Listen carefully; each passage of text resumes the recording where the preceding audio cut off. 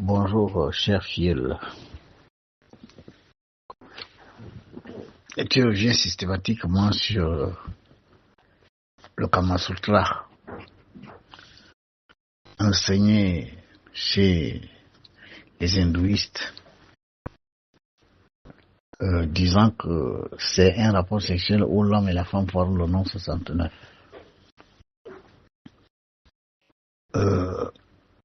Je préfère vous dire que les enseignements mystico-spirituels sont d'abord à comprendre dans le sens symbolique.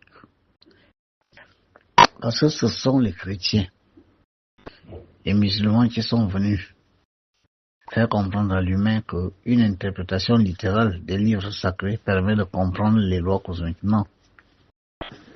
Les maîtres, la plupart des kabbalistes de très haut niveau de tir, qui ont contacté de hautes intelligences de la sphère mentale, la terre, du haut astral, par forme du haut mental, ou qui ont fait des évocations magiques et se sont retrouvés face à des êtres spirituels de haute dimension. Quand ils viennent rapporter leur message, ils le codent. Parce que sans ces codes-là, n'importe qui peut accéder à des enseignements qui ne sont pas forcément à son niveau de compréhension. Tout est codé. C'est pour cela que dans votre formation, vous avez un module langage imagé. Je préfère dire aux uns aux autres qui m'envahissent avec leurs rêves personnels d'attendre d'arriver là-bas. Vous êtes dans une formation, vous êtes dans une école. Des choses qu'on va vous enseigner dans 2-3 ans. Mais vous voulez forcément les connaître maintenant. Mais non. Non. Beaucoup font un an, ils s'en vont. C'est peut-être dans ce sens-là que les gens me posent des questions qui ont un rapport avec la 3e, la 4e chambre du temple. Ils veulent avoir des réponses maintenant. Mais même si je vous donne la réponse maintenant, vous ne la comprendriez pas. C'est une école, il y a des niveaux. Il y a quelque part marqué langage imagé. Le langage imagé vous permettra de comprendre le langage des rêves, le langage des êtres spirituels. Il y a même le langage numérologique que je vous avais présenté pour parler avec, par exemple, Maman Eo. Ce langage-là, je vous l'ai déjà présenté dans une conférence. Attendez d'arriver là-bas. Vos rêves personnels. Vous êtes 200, chacun rêve tous les jours. Et si je dois interpréter vos rêves personnels, je devrais interpréter 200 rêves par jour. Je ne ferai plus que ça, même pour vous envoyer le cours, je ne peux pas. Toutes les autres activités de l'école, je ne pourrai pas, parce que je vais passer le temps à écouter votre rêve pendant 10 minutes, ensuite de prendre 15 minutes pour l'expliquer. Ça fait 25 minutes, multiplié par 200, une semaine ne me suffirait pas que je n'aurais pas répondu à tous vos rêves. Voilà quoi je vous dis, de grâce, s'il vous plaît. Vous êtes déjà nombreux, je suis tellement occupé à vous donner des enseignements.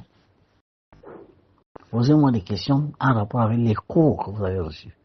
Posez-moi des questions en rapport avec un rêve qui a un rapport avec l'école, avec votre maître, ou qui a un rapport avec votre formation, qui a un rapport avec votre divinité, maman et haut. Mais les rêves personnels, ce sont des rêves personnels, c'est votre vie privée. Et vous êtes mieux placé pour comprendre pourquoi vous avez rêvé de telle ou telle chose, parce que généralement, tous les rêves ne sont pas forcément des rêves prémonitoires, ne sont pas forcément des messages. Il y a des choses auxquelles vous pensez à longueur de journée, votre subconscient enregistre ça, et le soir, ça refoule, et vous voyez ça sous forme de rêve. Il y a des choses que vous désirez fortement. Vous voyez un bel homme, vous voyez une jeune belle femme, vous l'admirez, et le soir vous rêvez que vous êtes en train de coucher une femme, tout ça. Il y a des gens qui font, je sais pas moi, 5-6 mois, ils touchent à un homme ou bien ils touchent à une femme, il fait des rêves pornographiques et il dit, ah, je suis possédé, on ne doit pas voir le rapport sexuel dans le rêve. Non. De grâce, s'il vous plaît. Vous venez me raconter les rêves qui ont un rapport avec l'école, qui ont un rapport avec maman et vous, qui ont un rapport avec votre évolution, ou qui ont un rapport avec votre maître, parce qu'il y a beaucoup qui rêvent de moi. Qu'est-ce que je faisais dans le rêve? Qu'est-ce qu'il y avait à faire, etc. Que vous m'avez entendu dire, avec qui j'étais, etc. Ça peut toujours être nécessaire à votre évolution. Mais des rêves personnels, si je dois les interpréter, je passerai toute ma vie à faire que ça. Maintenant, revenons à l'histoire de l'homme 69. Bon, prenez la chose physiquement. Non, mais prenez la chose physiquement. Si vous mettez le 6 et le 9, l'un sur l'autre, la femme sur l'homme ou l'homme sur la femme, ça donne quoi exactement? Ça donne que l'homme est en train de lécher le sexe de la femme et la femme est en train de sucer le sexe de l'homme. L'un fait du cunnilingus, l'homme, l'autre fait de la fellation.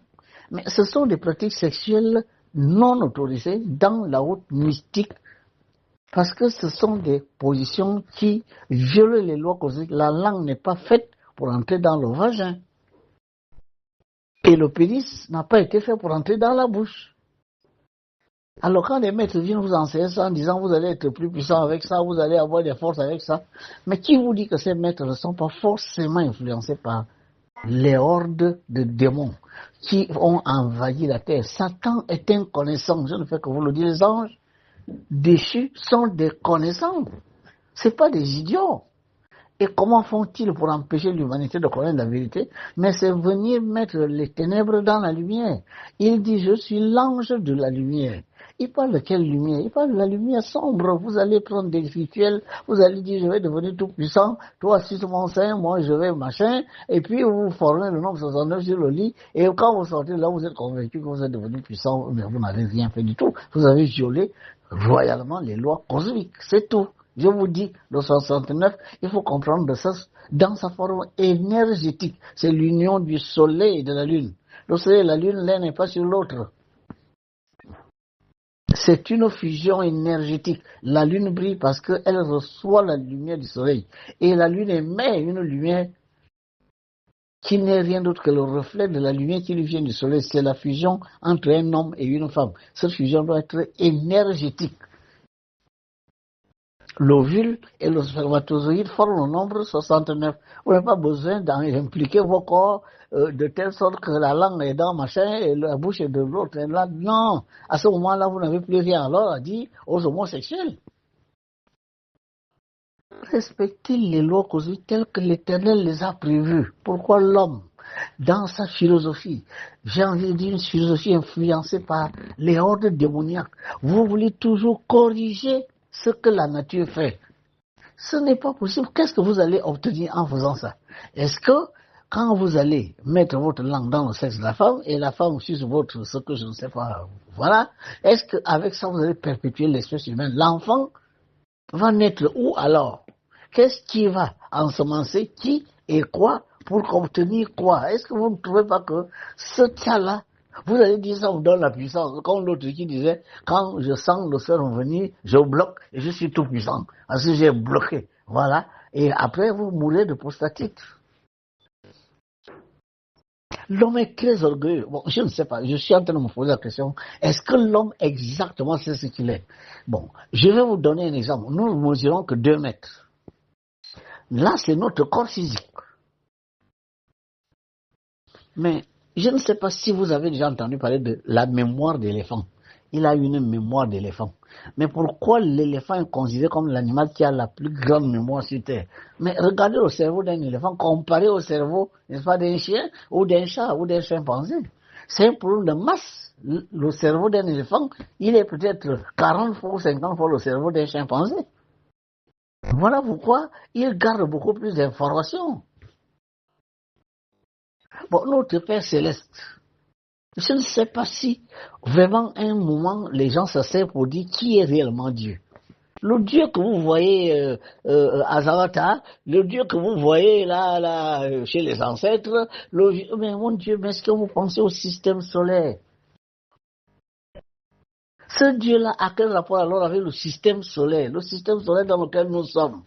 J'ai l'impression que l'homme ne sait même pas qu'il appartient à un tout qu'on appelle le système solaire. Et comme les Occidentaux sont venus vous dire qu'il y a les choses et les êtres, il y a les êtres vivants et les êtres inertes, le soleil est donc un objet, c'est une chose, tandis que l'homme, parce qu'il respire, il est un être vivant. Mais le soleil respire, le soleil vit, c'est le soleil qui vous donne vie. Est-ce qu'un mort nourrit les vivants?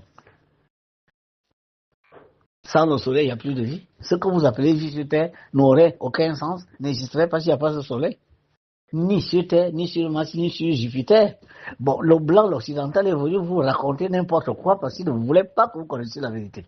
Le soleil est un être vivant, conscient, comme vous, mais une plus grande conscience, un plus grand corps, ça veut dire que de plus grandes énergies.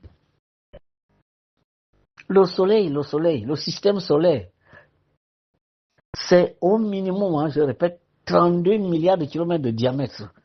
À partir du nuage de Oort qui entoure le soleil, si vous faites un rayon soleil-nuage de Oort, vous multipliez ce rayon par 2, vous avez 32 milliards de kilomètres. Voilà la taille de ce que vous appelez le système solaire. C'est un être vivant.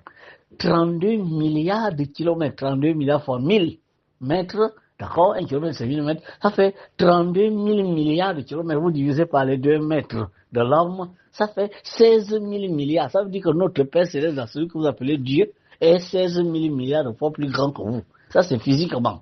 Je ne sais pas si quand vous parlez de Dieu, vous savez ça. Votre monde, le monde humain, c'est votre corps physique. C'est 2 mètres.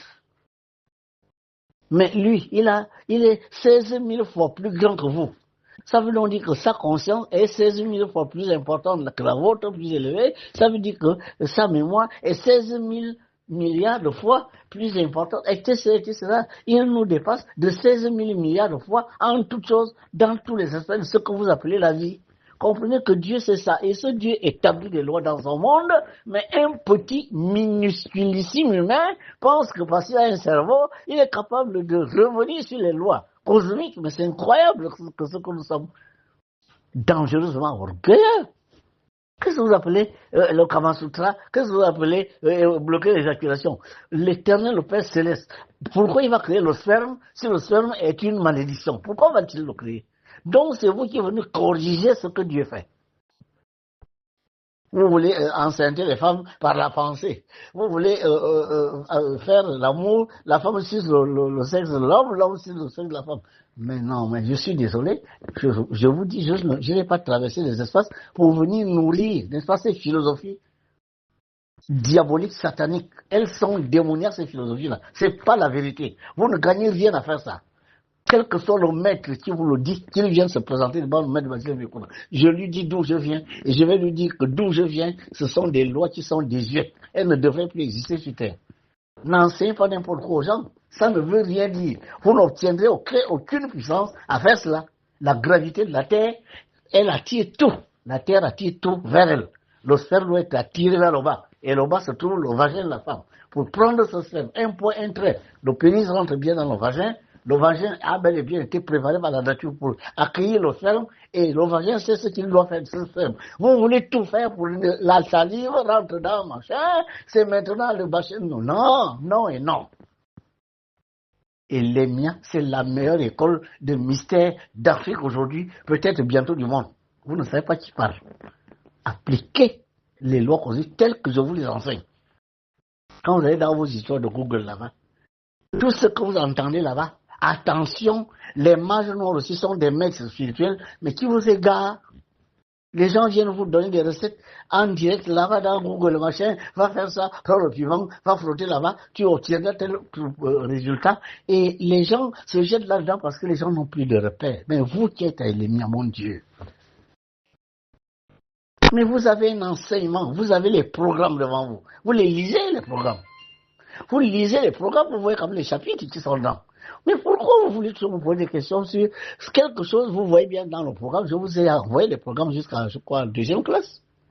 Mais vous voulez quand même me poser des questions sur des choses qui vous seront enseignées dans 1 an, 2 ans, 3 ans, parce que vous voulez forcément que je vous le dise maintenant, parce que vous voulez aller comparer ça à ce que vous avez entendu à Google. Celui qui parlait à Google, il parlait à un étudiant de quel niveau? Est-ce que là-bas à Google, on vous dit que là c'est la première chambre, c'est la 2e chambre, c'est la 3e chambre, s'il vous plaît, mes filles et filles initiés, de grâce. éviter cette pollution informationnelle sur une fausse mystico-spiritualité qui vous égare. Parce que les pépins que vous pourrez aller obtenir en aller appliquer des choses, je ne voudrais pas qu'après on cite le même vaccination de Coran. Oh oui, il a les miens, voilà ce qui vient de lui arriver. Est-ce que le vagin est forcément sans bactéries? Pourquoi vous mettez la langue là? Avez-vous surveillé la toilette de cette femme? Et si elle traînait des bactéries? Et quand vous sucez le sexe de l'homme, est-ce que vous étiez quand cet homme a fait la toilette? Voilà. Ne serait-ce que sur le plan purement bactériologique, vous êtes exposé là.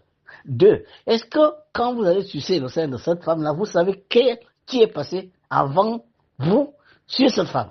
Et si vous prenez ces énergies, la fusion énergétique qui va se faire, est-ce que vous vous êtes purifié avant? Vous avez mis un produit qui vous protège contre les éventuelles impuretés qui peuvent être dans le sexe de cette femme, ou peut-être 3 ou 4 hommes sont rentrés avant vous, quand même vous aussi.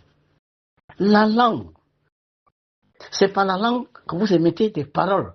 Ça veut dire qu'on ne sait pas ce que vous pensez, on ne sait pas ce que vous ressentez, mais ce que vous dites, c'est ce que tout le monde sait. Et par conséquent, on va vous juger par rapport à ce qui sort de votre bouche. Au début était la parole, et la parole était avec Dieu, et la parole était Dieu. Toutes choses ont été faites par elle, et vient de ce qui a été fait sans elle. La parole regroupe en elle-même pensée, sentiment, et même conscience. Parce que je crois que vous pouvez être conscient de ce que vous dites. Attention. L'école élémentaire est la meilleure. Je répète, c'est la meilleure. Je répète, c'est la meilleure parce que les choses que vous apprendrez ici, quand vous allez mourir, aussi bien dans le haut astral, dans le haut mental. Le haut mental, vous allez vous souvenir de ce maître-là qui vous a formé. La formation que je vous donne, elle n'est pas seulement pour votre vie actuelle, elle est pour l'éternité. Vous allez tout simplement l'élever, la compléter, mais il n'y aura rien à retrancher. Paix sur vous.